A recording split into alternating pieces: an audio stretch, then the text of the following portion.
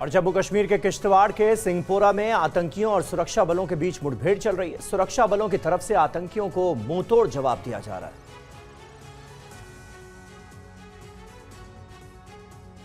किश्तवाड़ जिले के सिंहपोरा इलाके में सुरक्षा बलों और आतंकियों के बीच मुठभेड़ हुई। पुलिस और सेना के सूत्रों के मुताबिक इलाके में कम से कम 3 आतंकियों के फंसे होने की आशंका है। मुठभेड़ के दौरान लगातार गोलीबारी हो रही है और सुरक्षा बलों ने पूरे क्षेत्र को घेर रखा है। ऑपरेशन का नेतृत्व 17 राष्ट्रीय राइफल्स कर रही है, जबकि 11 राष्ट्रीय राइफल्स और 2 पैरा स्पेशल फोर्सेस भी शामिल हैं। अतिरिक्त बलों को भी मौके पर भेजा गया है और स्थिति पर कड़ी नजर रखी जा रही है। अधिकारियों के मुताबिक मुठभेड़ में किसी के हताहत होने की खबर नहीं है। जानकारी के मुताबिक इलाके की घेराबंदी और तलाशी अभियान के दौरान गोलीबारी शुरू हुई। सूत्रों की माने तो यहाँ पर जैश के आतंकी छिपे हो सकते हैं। आतंकियों ने सर्च ऑपरेशन कर रहे जवानों पर गोलीबारी की तो सुरक्षा बलों ने बिना देरी किए जवाबी कार्रवाई की। घने जंगल वाले क्षेत्र में भी गोलीबारी की जा रही है। सुरक्षा बलों ने आसपास के गांवों में अलर्ट जारी कर दिया है। लोगों से घरों में रहने की अपील की गई है।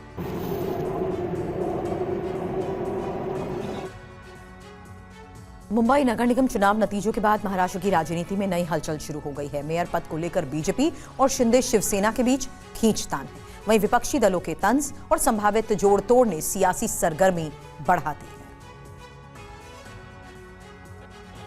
बीएमसी चुनाव के नतीजों के बाद महाराष्ट्र की राजनीति में हलचल तेज हो गई है। बीजेपी और शिंदे की शिवसेना ने इस चुनाव में 118 सीटें जीती हैं। अब सबके मन में सवाल उठ रहा है कि मुंबई का नया मेयर कौन होगा। चुनाव के बाद मेयर पद को लेकर रेस भी शुरू हो गई है।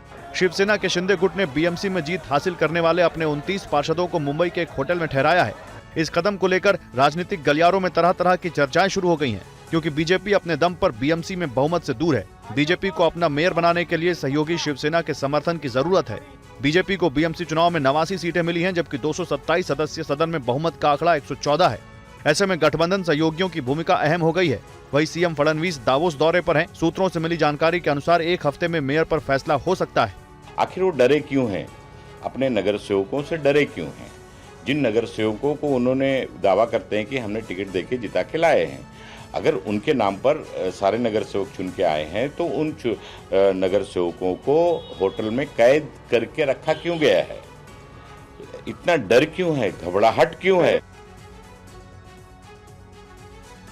हरियाणा के सोनीपत में पुलिस और बदमाशों के बीच आज सुबह मुठभेड़ हुई, जिसमें कुख्यात बदमाश अंकित रिढ़ाऊ को गिरफ्तार कर लिया गया। सूचना के आधार पर पुलिस ने इलाके की घेराबंदी की है और उसे सरेंडर करने को कहा है, लेकिन आत्मसमर्पण करने के बजाय बदमाश ने पुलिस टीम पर गोलियां चलानी शुरू कर दी। पुलिस ने आत्मरक्षा में जवाबी फायरिंग की, जिसमें गोली अंकित के पैर में जा लगी और वो घायल होकर गिर पड़ा। घायल बदमाश को तत्काल खरकौदा के सरकारी अस्पताल में भर्ती कराया गया, जहां उसकी हालत स्थिर बताई जा रही है। अंकित रिढ़ाऊ के नाम अपराध की लंबी फहरिस्त है। 18 संगीन मामले दर्ज हैं। अभियुक्त पर लूट, हत्या और हत्या के प्रयास जैसे करीब 18 मामले दर्ज हैं। 2 हफ्ते पहले मुरथल टोल प्लाजा के पूर्व मैनेजर पर कोर्ट में गवाही देने जाते समय हुए जानलेवा हमले में भी अंकित मुख्य अभियुक्त था। इसी वारदात के बाद से उसकी तलाश की जा रही थी। मुठभेड़ के बाद पुलिस ने घटनास्थल से एक अवैध हथियार और मोटरसाइकिल बरामद की है। इलाके में फायरिंग की आवाज से कुछ देर के लिए दहशत का माहौल बन गया था।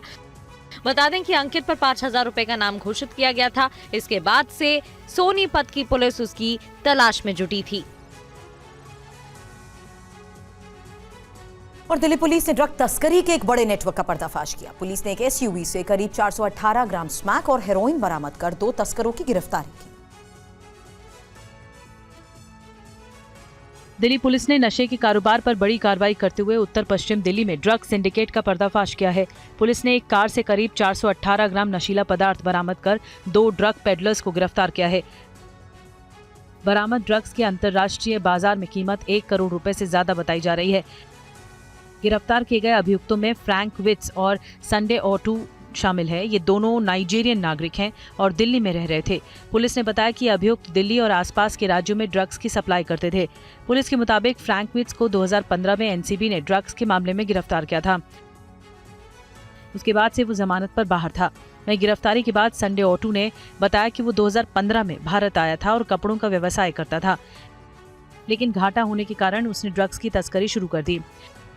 ये दोनों अभियुक्त नाइजीरियन गैंग के सदस्य हैं और उनका मास्टरमाइंड नाइजीरिया में बैठा है।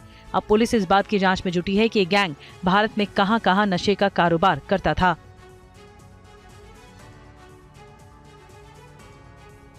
और जयपुर में टोल प्लाजा पर सेना के जवान और महिलाओं से मारपीट का मामला सामने आया है।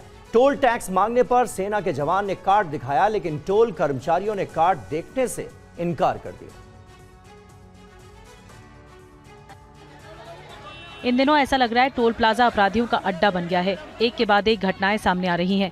ताजा घटना जयपुर टोल प्लाजा की है। यहाँ सेना के जवान और महिलाओं से मारपीट का मामला सामने आया है। टोल टैक्स मांगने पर सेना के जवान ने कार्ड दिखाया, लेकिन टोल कर्मचारियों ने कार्ड देखने से इनकार कर दिया। कार में मौजूद महिलाएं बचाव के लिए आईं तो उनसे भी मारपीट और अभद्र व्यवहार किया गया। इससे वहां अफरा तफरी मच गई। दोनों ओर वाहनों की लंबी कतार लग गई। मामला शनिवार शाम करीब 5 बजे चौमू चंदवासी NH 48 स्थित कुशलपुरा बांसा टोल प्लाजा का है। इस पूरी घटना का वीडियो सामने आया है। वहीं टोल मैनेजर कर्मवीर का कहना है कि वाहन में मौजूद ID कार्ड दिखाने वाला व्यक्ति सेना का जवान नहीं था। कार्ड उनके परिजनों का था। इसी बात को लेकर टोल बूथ और कर्मचारियों से विवाद हो गया। बाद में समझा बुझाकर मामले को शांत करवा दिया गया। वहीं स्थानीय लोगों ने भी इस घटना पर नाराजगी व्यक्त की है।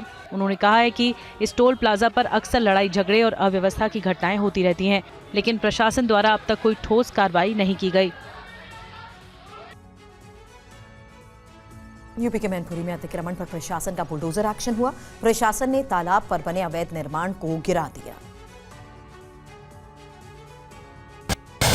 अतिक्रमण हटाने के लिए बुलडोजर कार्रवाई की तस्वीरें यूपी के मैनपुरी की हैं, जहां बुलडोजर एक्शन मैनपुरी में राजा के ताल पर अवैध निर्माण के खिलाफ प्रशासन ने कार्रवाई की।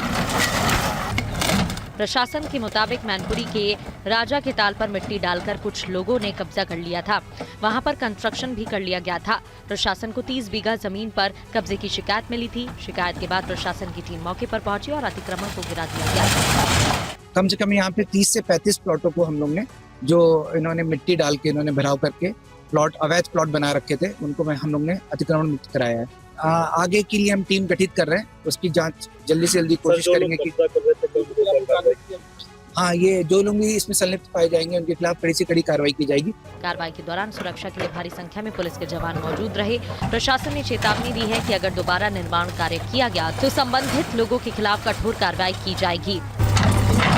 सरकारी जमीन पर किसी भी प्रकार का निर्माण कार्य बर्दाश्त नहीं किया जाएगा।